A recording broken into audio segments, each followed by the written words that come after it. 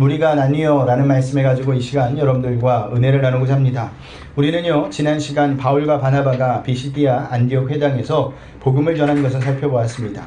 그때 어떤 일이 벌어졌죠? 온 성의 시민이 바울과 바나바가 전하는 복음을 듣고자 모였습니다. 하지만 그 중에는요, 바울과 바나바를 시기하는 자들도 있었어요. 그들은 바울과 바나바가 더 이상 비시디아 안디옥에서 복음을 전하지 못하기 위하여 그 지역에 권력 있는 자들을 선동하여 그들을 쫓아냈습니다. 그렇게 쫓겨온 곳이 오늘 본문의 이고니온이에요. 이고니온은요, 비시디아 안디옥에서 동남쪽으로 약 180km 떨어진 곳입니다. 자, 우리 1절을 한번 보겠습니다. 한 목소리 읽어보겠습니다. 이에 이고니온에서 두 사도가 함께 유대인의 회당에 들어가 말하니 유대와 헬라의 허다한 무리가 믿더라. 아멘. 자, 이고니온에서도 바울과 바나바는 유대인의 회당에 들어가 복음을 전하게 됩니다. 여기서 함께로 번역된 헬라어 카타, 토, 아우토는요, 평소와 같이라는 뜻이에요. 그러니까요, 바울과 바나바는요, 어느 곳을 가든 먼저 유대인의 회당을 찾아 복음을 전했던 것처럼 이고니온에서도 유대인의 회당을 찾아 똑같이 복음을 전했다라는 거예요. 그랬더니 이고니온에서 어떤 일이 일어나요? 많은 무리가 예수님을 믿게 되었다라는 것이죠. 우리는요, 여기서 복음의 절대적인 진리를 발견할 수 있어야 합니다. 복음은요, 장소를 구별하지 않아요. 복음은요, 또한 시대도 구분하지 않습니다. 그래서 복음이 저와 여러분에게까지 온 것입니다. 만약 복음이 장소와 시대를 따라서 달라진다면 그것은 복음이 아닙니다. 복음은 장소와 시대를 초월합니다. 더 나아가 인종을 초월하고요, 지위를 초월하고 지식을 초월합니다. 그것이 복음이라는 거예요. 그래서 이고니온에서도 바울과 바나바가 복음을 전했을 때 허다한 무리가 예수님을 믿게 되었다는 사실입니다. 하지만요, 예수님을 믿는 사람만 있었느냐? 아니에요. 이고니온에서도 예수님을 거부한 자들이 있었습니다. 우리 2절을 보겠습니다. 한 목소리 읽어봅니다. 그러나 순종하지 아니하는 유대인들이 이방인들의 마음을 선동하여 형제들에게 악감을 품게 하거늘. 아멘. 여기 나오는 순종하지 아니하는 말은 믿음을 거부하다라는 뜻입니다. 그러니까 바울과 바나바가 전하는 복음을 유대인들이 거부했다라는 거죠. 우리는 여기서 복음의 심판성을 보게 됩니다.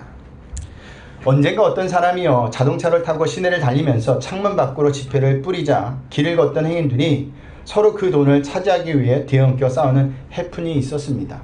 우리나라에만 이런 일이 있었던 것이 아니라 전 세계에 이런 일이 가끔 있어요. 행인들은요, 그 당시 점잖게 길을 걷던 사람들이었습니다. 그러나 갑자기 달리는 자동차 안에서 지폐가 뿌려지자 그들은 나이가 많고 체면이고 다 내팽개치고 한 장이라도 더 많은 지폐를 짓기 위해서 서로 싸우기까지 하는 모습도 봤습니다. 물론 행인들 중에는요, 그 광경을 지켜보기만 했던 행인들도 있었어요. 그러나 갑자기 지폐가 날리자 돈의 유혹에 쉽게 무너진 행인들과 그렇지 않은 행인들로 확연하게 구분이 된 것이죠. 복음도 마찬가지예요. 비시디아 안디옥에서 이고니온에서도 복음이 전해지기 전까지는요, 그곳 사람들은 다 똑같은 사람이었어요. 그런데 복음이 전해지니까 그 복음 앞에서 사람들은 둘로 나누어졌다라는 겁니다. 복음을 듣고 예수님을 영접한 자와 복음을 듣지 않고 예수님을 거부한 자로 말입니다. 사도행전 13장 46절에서 48절의 표현을 빌리자면 영생을 주시기로 작정한 사람과 아닌 사람이 확실하게 구별된 것이죠. 이것을 아주 잘 보여주는 장면이 성경에 나와 있습니다. 누가복음 23장 39절 이하를 보면요, 예수님과 함께 십자가형을 받고 있는 두 강도가 나옵니다. 한 강도는 예수님께 이런 부탁을 해요. 예수여, 당신의 나라가 임하실 때 나를 기억하소서.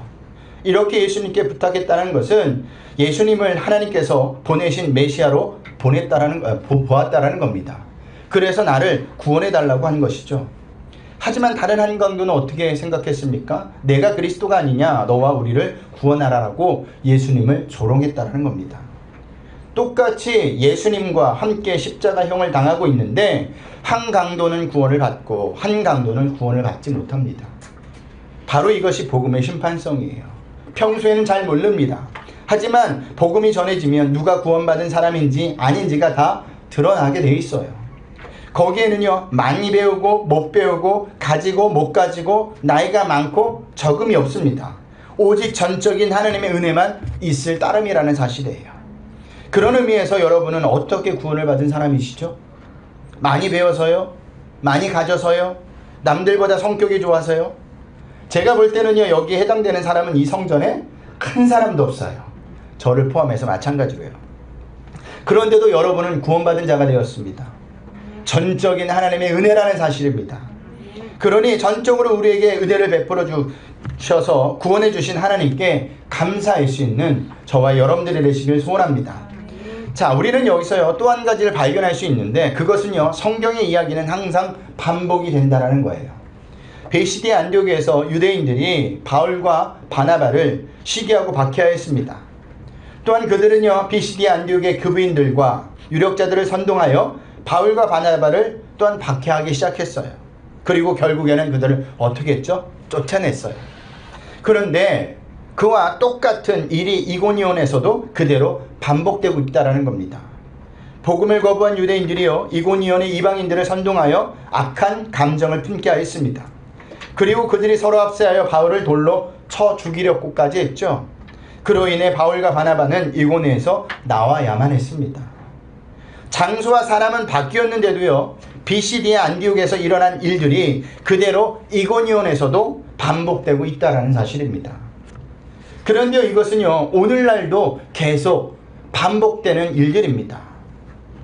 장소와 사람과 시대가 바뀌었는데도 불구하고 복음이 전해지면 여전히 복음을 거부하는 자들이 나타나요. 그들은요 심지어 복음을 전하는 자들을 핍박하고 죽이려까지 한다는 사실입니다. 왜 이렇게 똑같은 일이 계속 반복되어지는 것일까? 그 배후에는요 사탄의 세력이 있기 때문입니다. 복음이 전해져서 죽을 수밖에 없는 자들이 살아나는 것을 막기 위해서 사탄이 시대와 장소를 구분하지 않고 늘 방해하고 있다는 사실입니다.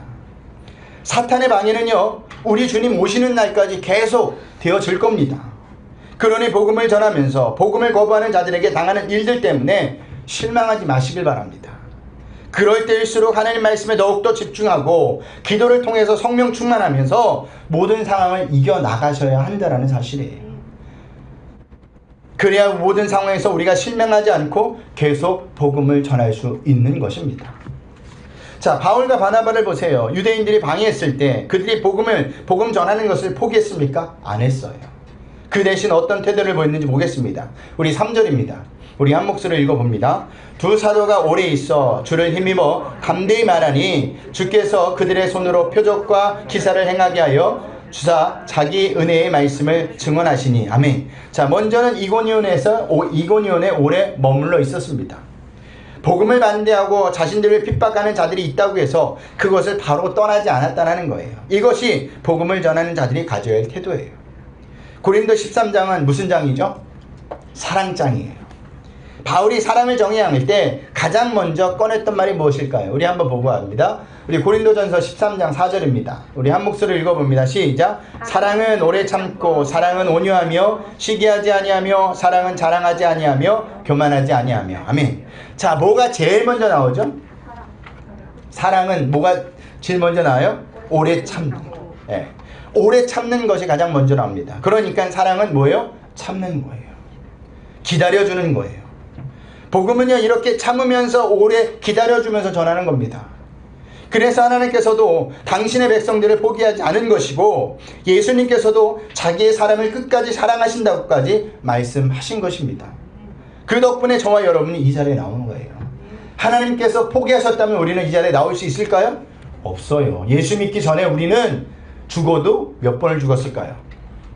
수없이 죽었을 겁니다. 그러니 여러분도 지금 복음을 전해야 되는 사람이 있다면 절대 포기하지 마시길 바랍니다. 그에게 가서 듣기 싫더라도 복음을 전해주시길 바랍니다. 때가 되면 반드시 기쁨으로 단을 거두게 될 줄 믿습니다.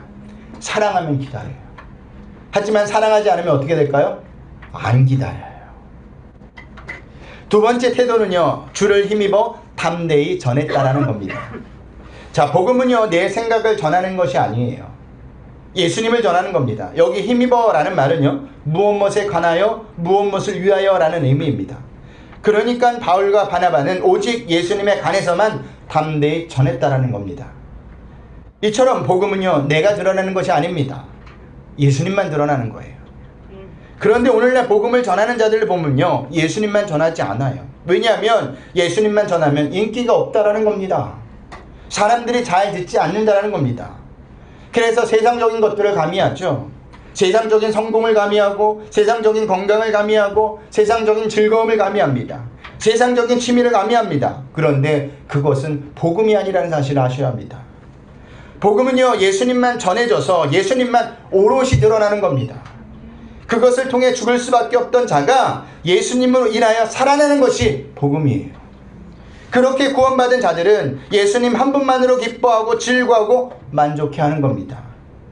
그것이 주를 힘입어 전하는 복음이에요.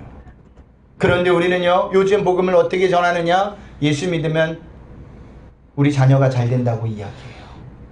예수 믿으면 건강해진다고 이야기해요. 예수 믿으면 모든 문제가 해결된다고 이야기합니다. 근데 정말 그렇습니까? 예수 믿는데 자식 속 안 썩이는 사람 있나요? 예수 믿는데 안 아픈 사람 있나요? 예수 믿는데 문제가 없는 사람 있나요? 아니에요. 전혀 그렇지 않다는 사실입니다. 예수님을 믿으면 모든 것이 여전히 존재하지만 이제 그것이 나에게 더 이상 영향을 끼치지 못한다는 사실이에요. 왜냐하면 예수님이 나의 구원이시고 그 모든 것도 다스리고 있기 때문에 이것 또한 하나님께서 이것을 통하여 나에게 가장 좋은 길로 인도하는 것을 믿기 때문입니다. 그러니 저와 여러분이 전할 것은 무엇이냐? 복음을 전할 때 예수님만 전하셔야 돼요. 내가 예수를 믿어서 이렇게 복받았어가 아니에요. 내가 예수를 믿어서 예수 그리스도의 피로 말미암아 내가 구원을 받았습니다.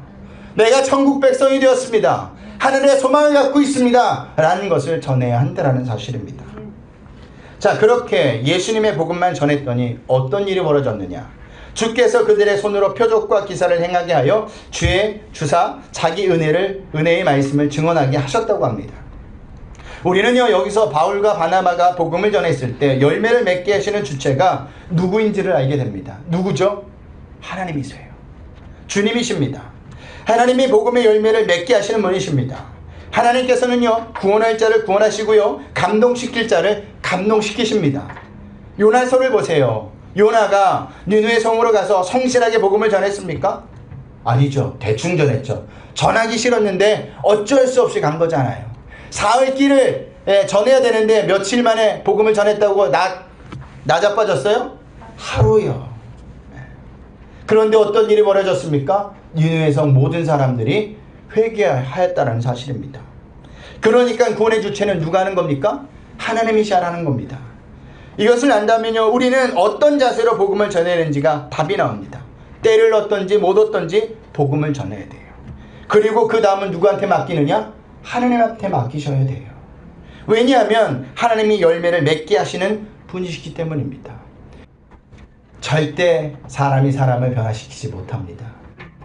절대 내가 원하는 사람으로 바꾸지 못해요. 이것은요, 인생을 많이 살아보신 분들의 고백이에요. 그래서 어른들이 늘 하시는 말이 뭐냐면 그냥 살으래요. 그냥 살아. 안 바뀌어. 절대 포기하고 너는 너, 나는 나, 이렇게 사는 것이 속 편하다고 생각합니다. 사람을 변화시킬 수 있는 건요, 인간이 아닙니다. 하나님만이 변화시키는 거예요. 열매 맺게 하시는 분도 하나님만 변화시킨다는 사실입니다. 그래서 바울이 어떤 고백을 하느냐? 우리 고린도 전서 3장 6절을 보겠습니다. 한 목소리로 읽어봅니다. 나는 심었고 아볼로는 물을 주었을 때 오직 하나님께서 자라나게 하셨나니. 아멘. 자, 무슨 말입니까? 나는 한 것이 없고 오직 하나님께서만이 자라나게 하셨다라는 거예요. 그러니까 복음을 전하는 자의 마지막 태도는요, 모든 것을 하나님께 맡기라는 겁니다. 우리 4절을 보겠습니다. 우리 한 목소리 읽어봅니다. 그 시내의 무리가 나뉘어 유대인을 따르는 자도 있고 두 사도를 따르는 자도 있는지라. 아멘. 자, 바울과 바나바가 계속해서 복음을 전하면 전할수록 복음을 거부하는 유대인들을 따르는 자와 복음을 받아들여 바울과 바나바를 따르는 자로 더욱더 확연하게 구별이 되었습니다. 이것은 무엇을 의미하냐면 복음은 세상과 성도를 분리시킨다라는 겁니다. 이것은요, 완전한 분리를 이야기해요. 하지만 오늘날의 현실은 어떻습니까? 날마다 복음이 전해지고 선포는 되는데 분리가 없어요. 서로 너무 잘 지내요. 이것은 결코 좋은 모습이 아닙니다. 복음이 들어오면요, 분리가 되어 있습니다. 더 이상 함께 살 수가 없는 겁니다. 왜냐하면 가치관이 달라지기 때문이에요. 가치관이 달라졌다는 것은 바라고 추구하는 목적까지도 달라졌다는 의미예요. 그러면 날마다 부딪히게 되어 있습니다. 이것은 어쩔 수 없는 기정사실이에요. 저희 어머니도요, 처음 어렸을 때부터 예수를 믿은 게 아니에요. 결혼을 하고 나서 조금 지나서 예수님을 영접하게 됐는데, 그때부터 아버지와 굉장히 많이 다투셨대요. 그 전까지는요, 아무 다툴 이유이 없었는데, 예수를 믿고 나니까 다툴 게 한두 가지가 아니라는 거예요. 왜냐하면 가치관이 달라졌기 때문입니다. 그런데요, 복음을 받아들여 성경의 가치관을 가졌던 자들이 세상과 분리가 없고 추구하고 목적하는 것까지 같다면 그것은 가짜 복음을 받아들인 거예요. 아니면 복음을 받아들인 척 했다라는 사실입니다. 빛이 오면요, 어둠은 물러가게 되어 있습니다. 빛과 어둠은 공존할 수가 없죠. 그런데 빛과 어둠이 공존한다? 이것은 말이 되지 않아요. 그건 가짜 복음입니다. 그렇기 때문에 우리가 복음을 받아들였고 예수를 나의 구주로 삼고 산다면 우리는요, 절대로 세상 사람들과 이전처럼 친하게 살 수 없다라는 사실입니다. 가치관이 다른데 어떻게 친해질 수 있나요? 가보세요. 불편해요. 그들이 모여 하는 이야기가 무엇입니까? 세상에서 어떻게 하면 성공할 것인가? 어떻게 하면 돈을 많이 벌어 재산을 늘릴 것인가? 어떻게 하면 자식 좋은 교육 시켜서 좋은 대학에 가고 좋은 곳에 시집 보낼 것인가? 이런 것만 얘기합니다. 이런 대화들은요, 우리가 복음을 받아들이고 예수님을 나의 구주로 삼기 이전에는 전혀 문제가 되지 않았어요. 하지만 지금은 어떻습니까? 그런 이야기를 듣고자 있다면 불편해요. 시간이 아깝고요. 내가 이 자리에 도대체 왜 나왔나라는 생각을 갖습니다. 왜 그러느냐? 이제는요, 우리의 가치관과 목적이 달라졌기 때문입니다. 우리의 목적은 어디입니까? 이 땅이 아니에요. 하나님 나라에 소망이 있는 겁니다. 이 땅에서 잘 맞고 잘 사는 것이 더 이상 중요하지 않은 겁니다. 그 대신 어떻게 하면 하나님이 원하시는 삶을 살까라는 고민을 하게 됐죠. 어떻게 하면 예수님께서 걸어가신 길을 따라 살까라는 고민을 하게 된다는 사실입니다. 그래서 그 자리에서 복음, 즉 예수님에 관한 이야기를 하면 세상 사람들이 좋아할까요? 막 재산 얘기하고 자식 얘기하고 어떻게 하면 건강한 이야기하고 이쁜 얘기를 하는데 예수 믿어야 돼. 찬물을 확 끼얹는 거죠. 자꾸 이제 하지 말라는데도 계속해. 그러면 친구들이 이럴 겁니다. 다음 수업부터 그 친구 부르지 말자고. 예. 그리고 더 심한 이 친구는 이럴 거예요. 너 자꾸 예수님 얘기하면, 교회 얘기하면 다음부터 나오지 마. 이렇게 이야기한다는 사실입니다. 이게 세상과 절대로 함께할 수 없는 성도의 현실이에요. 하지만 오늘날 성도들은 너무나 세상과 잘 지내요. 안타까워요. 이야기하는 걸 보면 누가 예수 믿는 사람이고 누가 세상 사람들이 구분이 약하지 않습니다. 이것은 결코 좋은 모습이 아니에요. 진짜 복음을 받아들이고 예수님을 나의 구주로 삼고 사는 성도라면 반드시 세상과는 부딪히게 되어 있습니다. 그래서 예수님께서 어떤 말씀을 하셨는지 볼까요? 우리 마태복음 10장 34절입니다. 우리 한 목소리로 읽어봅니다. 시작. 내가 세상에 화평을 주러 온 줄로 생각하지 말라. 화평이 아니요 검을 주러 왔노라. 아멘. 검이 무엇입니까? 검의 역할은요, 잘라내는 거예요. 갈라내는 겁니다. 그게 검의 역할이에요. 그게 성도라는 겁니다. 또 어떤 말씀을 주셨는지 볼까요? 35절입니다. 우리 한 목소리 읽어봅니다. 내가 온 것은 사람이 그 아버지와 딸이 어머니와 며느리가 시어머니와 불화하게 함이라. 아멘. 왜 불화가 생길까요? 예수님 때문에 생기는 거예요. 가치관이 달라졌기 때문입니다. 예수님을 믿는 자와 예수님을 안 믿는 아버지, 예수님을 믿는 자와 예수님을 안 믿는 어머니, 예수님을 믿는 자와 예수님을 안 믿는 배우자, 결코 화목할 수가 없다라는 거예요. 우리 이현미 집사님, 김정규 성도님이 안 나와서 좀 죄송하긴 한데 왜 두 분이 부딪힐까요? 가치관이 달라서 그래요. 나는 예배가 중요해. 나는 하나님을 찬양하는 게, 하나님 앞에 모든 것을 드리는 것이 중요한데 남편은 그렇게 생각 안 하는 거예요. 절대 아까운 거지. 절대 시간 아까운 거지. 왜 그 시간에 교회를 가? 가족들이랑 어디 놀러 가야지. 휴양림으로, 강원도로, 전라도로, 충청도로, 경기도로. 아멘. 예, 막 이렇게 가는데 갈 때마다 마음이 어때요?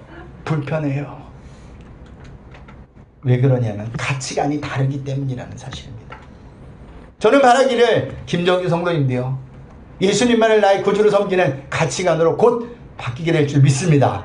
예. 근데 우리는 세상 사람들과 너무너무 잘 살아요. 잘 지내요. 그러면 우리는 진짜 복음이 무엇인지 모르는 겁니다. 예수님을 만난 것도 아니에요. 안타깝지만 그냥 교회 다니는 척, 예수 믿는 척 하는 것밖에 되지 않습니다. 보세요. 이렇게 복음을 거부하는 유대인들이 바울과 바나바를 어떻게 하죠? 우리 5절을 보겠습니다. 한 목소리 읽어봅니다. 이방인과 유대인과 그 관리들이 두 사도를 모욕하며 돌로 치려고 달려드니. 아멘. 여기서 돌로 치려고 했다는 것은요, 합법적으로 그들을 죽이려고 했다라는 겁니다. 이전에 누가 이렇게 돌에 맞아 죽었나요? 스데반이 그랬어요. 그러니까 지금 바울과 바나바도 이렇게 돌로 쳐 죽이겠다는 것입니다. 이것이 복음의 진리를 전하는 자들이 당하게 되는 어려움이에요. 세상은요, 진리를 거부합니다. 세상은요, 복음을 거부해요. 왜 거부할까요? 진리가 드러나는 순간, 복음이 전해지는 순간 악한 세력의 실제가 드러나기 때문입니다. 그리고 사탄은요, 죽을 자기와 함께 지옥에 가야 되는데 그 사람들이 살아나는 것을 절대 용납하지 않는다라는 거예요. 그래서 어떻게 하면 그 예수를 떠나게 할까? 복음을 못 듣게 할까? 눈을 가리고 길을 가리는 겁니다. 그래도 우리는 그 예수 믿는 삶을 포기하지 마셔야 합니다. 왜냐하면 거기에 참된 진리와 참된 기쁨과 참된 평안이 있기 때문이에요. 자, 이렇게 바울과 바나바를 죽이려 하자. 어떻게 하느냐? 우리 6절, 7절을 보겠습니다. 우리 한 목소리 읽어봅니다. 그들이 알고 도망하여 루가이오에서 두 성 루스드라와 더베와 그 근방으로 가서 거기서 복음을 전하니라. 아멘. 어쩔 수 없이 이고니온에서 나와 루스드라와 더베와 그 근방으로 갑니다. 그런데요, 거기서도 바울과 바나바는 뭘 해요? 복음을 전해요. 이것이 성도입니다. 성도는요, 어디를 가든 어떤 일을 만나든 복음을 전하는 자가 성도예요. 툭 치면 뭐가 나와야 돼요? 복음이 나오셔야 돼요. 어떤 이야기를 해도 결론은 뭐가 나와야 돼요? 복음이 되어셔야 한다는 사실입니다. 쟤는 말만 하면 다 예수님으로 끝나. 쟤는 말만 하면 다 교회로 끝나. 이런 말을 들으셔야 된다는 사실입니다. 복음을 전하는 것이 쉽지 않아요. 힘든 겁니다. 반대하는 자들이 많고 조롱하는 자들이 많아요. 특히 이 시대는 더욱더 그렇죠. 코로나19 사태로 교회 위상이 아주 이렇게 땅바닥으로 떨어진 적이 없어요. 네. 교회하면 이제 혐오감까지 든다고 이야기합니다. 네, 최 집사님한테 들었어요. 네. 그냥 뉴스에서 난 그런 게 아닌 줄 알았는데 진짜 실제 삶에서도 그렇게 이야기하더라고요. 근데요, 우리가 분명히 알아야 될 것은요, 주님이 그 길을 걸어가셨다라는 사실입니다. 복음을 전했을 때 환영을 받았던 적이 있었습니까? 없었어요. 항상 반대하는 자들이 있었고 항상 거부하는 자들이 있었다는 사실입니다. 그런데 여기서 우리가 분명히 알아야 될 것이 있습니다. 우리의 잘못으로 인해서 거부당하는 거 말고요, 우리는요, 우리가 잘못으로 인하여 거부를 당하고 힘듦을 당해도 그것을 우리가 어떻게 생각하느냐? 하나님께서 나에게 이런 고난을 주시는 거야, 더 큰 영광을 주실 거야 라고 생각하는데 절대 아닙니다. 그거는 자기가 스스로 자초한 일이에요. 자기 유익을 위해서 예수님만, 하나님을 갖다 붙인 것뿐이 되지 않는다는 사실입니다. 우리는요, 복음을 전하셔야 돼요. 근데 복음을 전할 때 제가 지난주와 지지난주에도 말씀드렸듯이 복음을 전하는 자는 먼저 그렇게 삶을 살아내셔야 한다는 사실입니다. 거룩하고 구별된 삶을 말입니다. 그럴 때 복음이 온전하게 빛을 발할 수 있는 겁니다. 그럴 때 복음이 온전히 드러나게 되어 있는 겁니다. 그리고 그 다음은 누구한테 맡기라고요? 하나님 앞에 맡기세요. 그것이 하나님께서 우리에게 주신 사명입니다. 하나님께서 너 도대체 이 땅에서 몇 명을 전도했어? 이게 아니에요. 하나님은 몇 명을 전도하고 몇 명을 교회에 앉혀놓는 것이 중요하지 않습니다. 하나님이 원하시는 것은 이 땅에 살면서 나의 이름을 증거했느냐, 증거하지 않았느냐, 삶으로 보여줬느냐 보여주지 않았느냐 이것을 따진다라는 사실입니다. 그러니 한 주간도 여러분이 있는 자리에서 복음을 전하는 자로 사명자로 사시는 저와 여러분들이 되시길 소원합니다. 힘든 거 압니다. 어려운 거 압니다. 하지만 여러분 혼자 가시는 길이 아니에요. 하나님이 여러분과 동행할 것이며 여러분에게 감당할 수 있는 힘과 능력도 허락해 주신다는 사실입니다. 그러니 기도하면서 예배하면서 더욱더 복음을 전할 수 있는 저와 여러분들이 되시길 주님의 이름으로 부탁드리겠습니다. 우리 하나님 앞에 찬양하겠습니다. 세상은 들리고 찬양합니다.